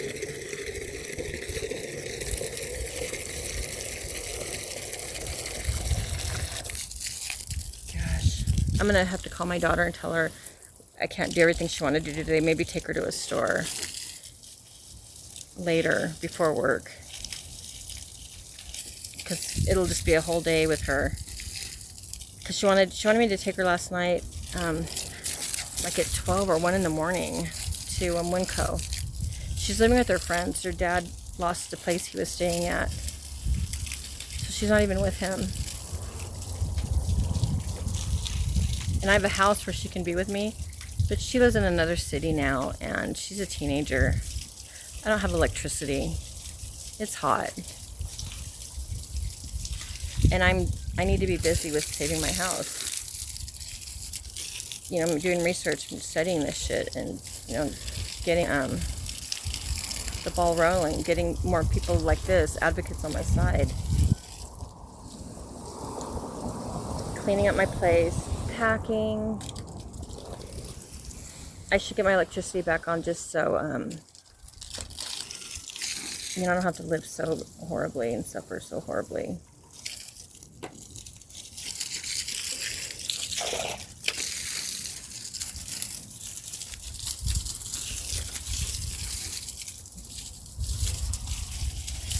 God, this is real life, as real as it gets, in real time.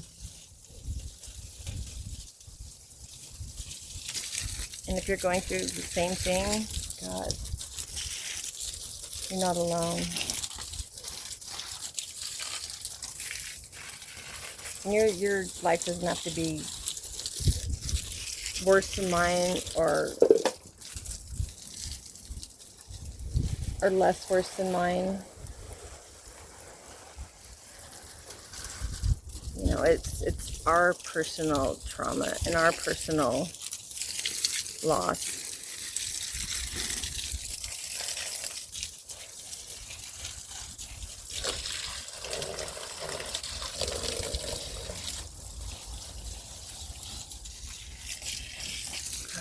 She didn't take me serious until I mentioned that I'm Indian.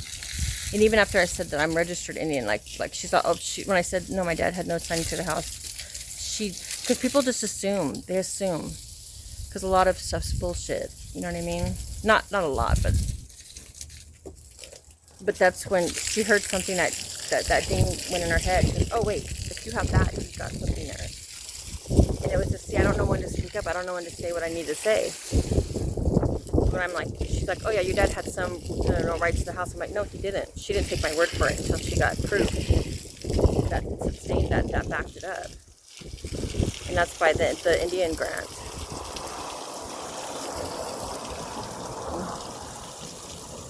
So, you know, thank you, God. Thank you, Christian. Thank you, universe. You know, it's just a sign to keep on keeping on. And hopefully get what I need to help me keep my house.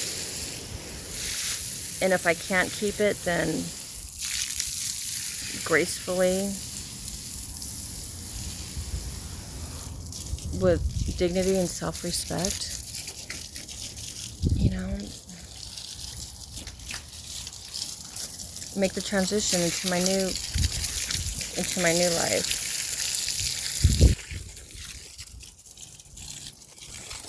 A better life. And oh, how much better of a person, you know, how much better would I be having gone through this and survived it and not to have come out jaded. how much good, going through what I'm experiencing, the character it made for me, and that's powerful. That kind of strength from surviving life's tragedies and challenges. What a precious gift that would be to someone who's going through what I'm going through. I have a lot of wisdom.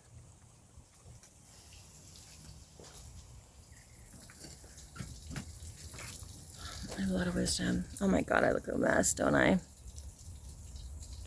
Oh God. Wow.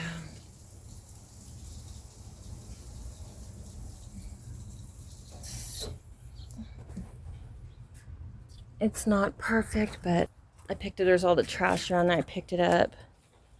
Oh, I saw this beautiful, what do you call it? Cement table. Just those beautiful patio tables and chairs and stuff. Oh gosh.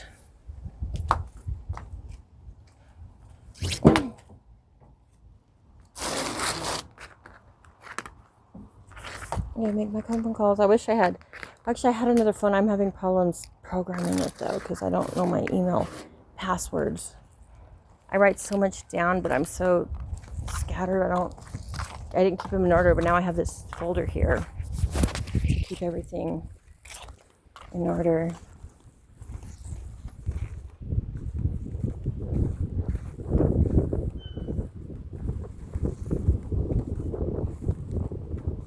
My baby's gone, but my daughter's. I look at this chair. I found this chair on the road last night, and I thought, wow, it's cute. It's metal. It's probably old. I don't know. It's dark. I'm like, why am I even getting a chair when I'm living in a tent? Why not? It didn't cost anything.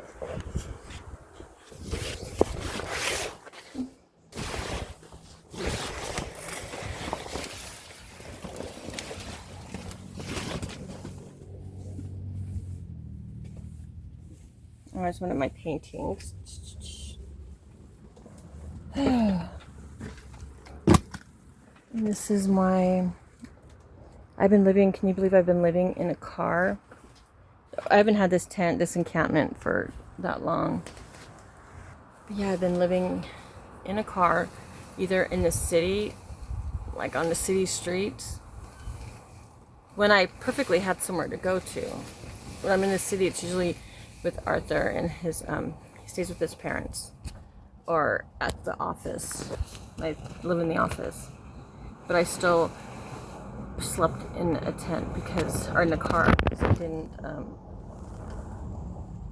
feel respected and safe. Uh-oh, my battery's going low. Oh shoot, I don't have a plug-in other than my car. And I need my phone to make calls. Oh my God. I gotta charge my phone, so I better go. Okay, maybe I'll take a shower while it's charging. I don't want my car battery to die. Gosh. I got calls to make. This is terrible. Maybe I'll get ready and go to the library. Do they even have libraries anymore? Do they?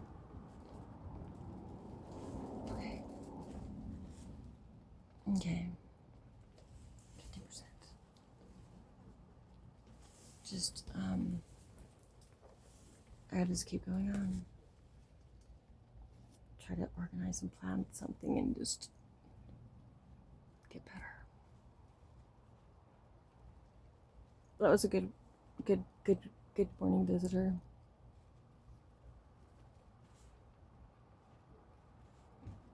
Okay. God. I'm scared and sad. I'm lonely. But make the most of every moment, right? Okay. Hey, I got a lot more done today than I ever do every day, so, and it's probably not even 10 o'clock. Oh no, shoot! I woke up 1. I woke up at 1 o'clock. I didn't go to bed till like 5. Fuck. Okay. Thanks for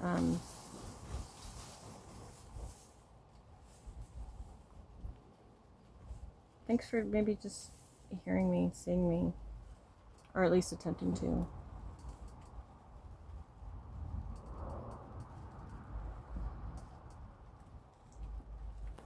I am welcoming you into my most intimate sides of my life, which is weird.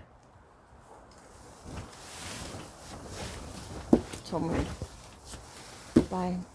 Again, my name is Kimberly, and welcome to my channel. This is my life perceived. But just think next year, oh my god, next year I'm going to be killing it. I guarantee it. I guarantee it.